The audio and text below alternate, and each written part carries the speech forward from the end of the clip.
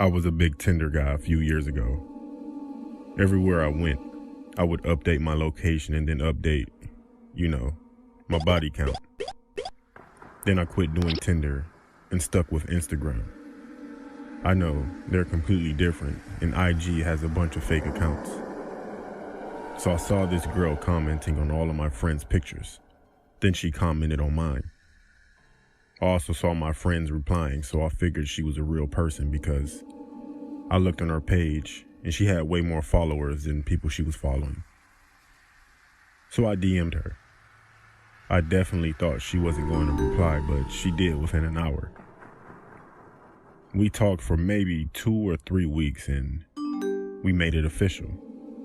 She was pretty, had a degree, and a good job, as she said. I felt she was out of my league and too perfect. Every day she posted new photos, and I told my friends about her and they seemed pretty jealous, except for my friend Ryan. He said I was stupid because I never spoke with her, and I only messaged her. She invited me over because she said she can cook. Ryan told me to don't go.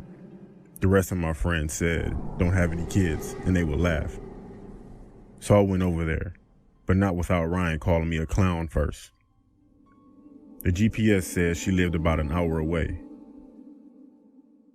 When I first started to talk to her, she told me that she lived in a nice neighborhood.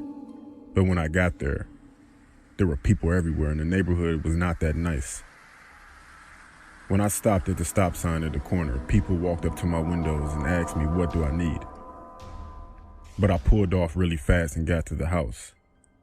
It was a duplex, so I messaged her and she said to come up the stairs. It was about 9 at night and people were everywhere just standing around. I knocked on the door and I was definitely excited. The door opened and to my surprise it was a bald-headed white guy with a patchy beard, tattoos everywhere including his head with a tank top on.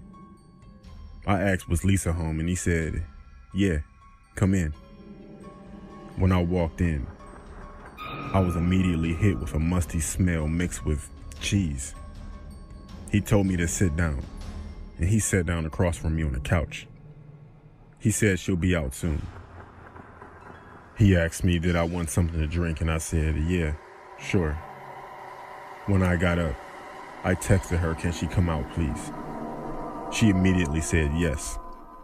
The man came back in with 2 cups of juice, one for him and one for myself. Then I noticed that he put a phone down on the table next to him. So I acted like I sneezed and got some on my arm. Then I asked for a tissue. He went to get some tissue and he left his phone like I thought he would. I texted her back and to my horror the phone rang. I looked on the caller ID and it was my name. I heard him coming back. He came back and we sat there for about a minute. And then the phone rang again because he never checked the message that I sent. He looked at the phone. I looked at the phone. Then we looked at each other. I postured up, and he calmly said, I guess you caught me.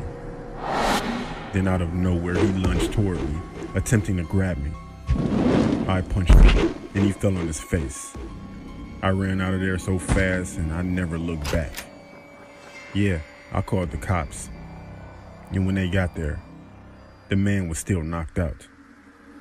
After that, I never went on dates with people that I met online again.